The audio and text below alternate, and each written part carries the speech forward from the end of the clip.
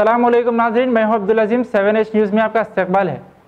हकीमपेट की रहने वाली ख़वातून का कहना है कि उसके शौहर ने अपने ही नंदोई के साथ नाजायज़ ताल्लुक़ात क़ायम करने के लिए कहा। पेश है इस मामले पर हमारे नुमाइंदे सैयद अहमद की ये रिपोर्ट। नाजरीन, कहते हैं शादी एक अटूट बंधन है, लेकिन इस अटूट बंधन में कभी कभी कड़वाहट पैदा होकर ये अटूट बंधन टूट जाता है, जो तलाक़ की शक्ल में नमूदार होता है। तलाक़ हर किसी के लिए नापसंद लफ्ज़ है, लेकिन फिर भी इस नापसंद लफ्ज़ को लोग मनपसंद लफ्ज़ की तरह बोल जाते हैं। हकीमपेट टोली चौकी में एक फैमिली में ऐसा ही वाक़या मंजर आम पर आया है। समरीन फ़ातिमा नामी एक लड़की की शादी 1.5 साल कबल अब्दुल सरफराज नामी शख्स से हुई, जो कि टेलर है, जिसकी मल्लेपल्ली में टेलर शॉप है।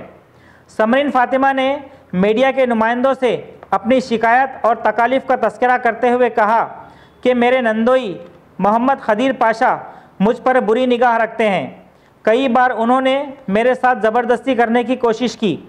जब मैंने मेरे शौहर से शिकायत की तो वो भी अपने बहनोई से कुछ नहीं बोले, उल्टा मुझे ही इस बात की पर्दापोशी करने को कहा।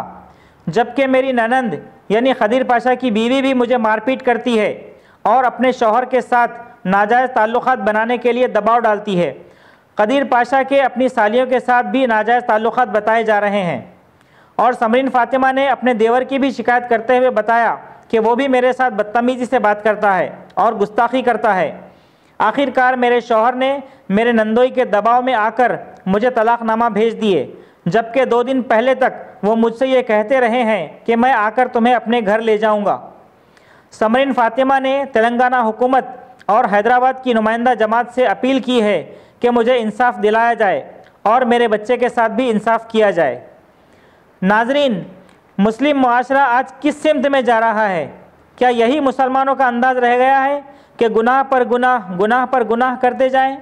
हमने दीन से दूर होकर हमारी दुनिया और आखिरत दोनों तबाह कर ली हैं। अल्लाह उम्मत मुस्लिमा को नेक हिदायत की तौफीक दे, आमीन। मेरा नाम समरीन फ़ातिमा है। मेरी शादी होकर 1.5 साल हुआ। मेरे शौहर का नाम अब्दुल सरफराज है। मेरे को एक बेटा है। मेरा ससुराल हकीमपेट टोली चौकी का रहने वाला है। मेरे शौहर टेलर है। मल्लापल्ली में उनकी टेलर की शॉप है। और जो मेरा क्या नाम है शौहर का? अब्दुल सरफराज है। अब्दुल सरफराज है। जो मेरे ससुराल में जो भी तकलीफ़ थी मुझे, मेरे नंदा टॉर्चर करते थे। मेरे जो नंदई हो ना, मेरे को गलत नज़र से देखते थे। मेरे साथ रिश्ता रखना चाह रहे थे ना, ज़बरदस्ती करना चाह रहे थे। जो गलीज़ बातें बोलते थे मेरे को ना, तो मैं शौहर को बोली तो उन्होंने बोले जो भी है तुम अपने तक रखो, किसी भी नको करो। उनका रिश्ता उनकी सालियों के साथ भी था। उनका नाम नौशीन और नाजिया है। और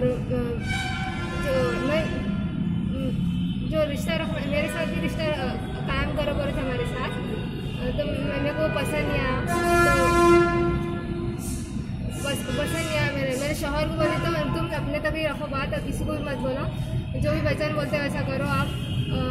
तो हमारे शौहर बाद में मेरे से अच्छा रहते थे, पर उनके भाने की दबाव में आके मेरे से लड़ते थे, झगड़ते थे। जो भी है गलत बातें करते थे।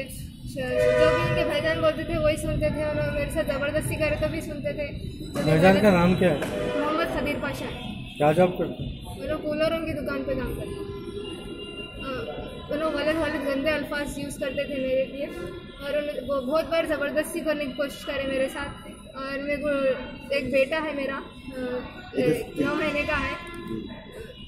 उसको देखने नहीं आए, कोई देखने नहीं आया। ना शौहर है, ना सास है, ना को नंदा है। कुछ नंदा बहुत मारते थे मेरे को, बड़ी ननद बहुत मारती थी मेरे को।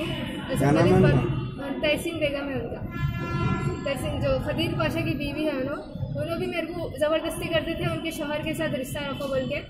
और जो देवर है उन्होंने तो बहुत गंदे, सेकंड वाले देवर है जो बहुत गंदे अल्फाज यूज़ करते थे। तेरी औकात नहीं है, ये वो बोलते थे मेरे को। और हमारे साथ हर चीज़ भी है, हर चीज़ छोटी से छोटी चीज़ भी हमारे पास से होना, तो फिर भी हमारी औकात नहीं है बोलते थे ना। और जो भी है उनके मोहम्मद खदीर पाशा बहुत गंदे हैं। इंसान बहुत गंदा है, हर औरत पे गंदी नज़र रखता है वो आदमी। उसके दबाव में आके मेरे शौहर मेरे को तलाक भी भेज दिए। परसों तक अच्छी बात करें, लेके जा तुम बोल दिए, फिर अचानक उनकी दबाव में आके तलाक भेज दी। मैं हुकूमत तेलंगाना से गुजारिश करती हूँ जो तलाक पे बयान दिए उन्होंने वो उसके लिए मुझे इंसाफ चाहिए, जस्टिस चाहिए, मेरे बेटे के लिए जस्टिस चाहिए और मैं मेरा हक़ मांगती हूँ, मेरे बेटे का हक़ मांगती हूँ। और असद साहब से गुजारिश है मेरी, अकबर साहब से गुजारिश है मेरी मुझे इंसाफ दिलाने के लिए। और जो मेरा बेटा है जो तकलीफ़ से गुज़र रहा है, मैं तकलीफ़ से गुज़र रही हूँ, वो आपको मालूम है कल के दिन वो बच्ची के लिए दूसरी बच्ची के लिए नहीं